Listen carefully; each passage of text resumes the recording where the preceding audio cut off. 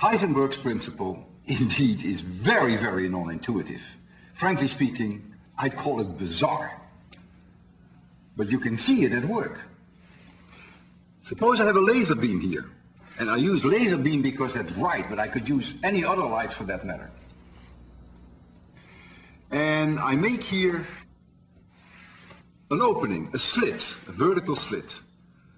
And here goes the laser beam right through the slit. Light goes on, and here I project this onto this wall, or screen, projection screen, and what do I see? Well, you see exactly what you predict. You see here this laser spot from this beam. But now I'm going to make this vertical slit narrower and narrower and narrower. What now are you going to see?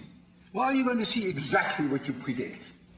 You're going to cut off the edges of the circle, and the spot gets narrower and narrower and narrower. But now you come to the point that this narrow slit, say, is only 1/100th of an inch wide. And now Heisenberg's principle comes in. Because now you know so precisely in the horizontal direction where the light is, that as it emerges from this slit, the direction of the light is no longer determined according to Heisenberg's principle.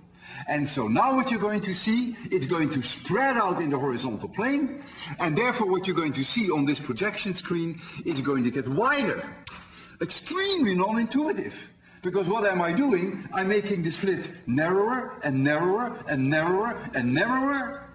And what do you see ultimately? That the beam horizontally becomes wider and wider and wider and wider and wider and wider and wider. Now that is very non-intuitive, but it's the way the world works.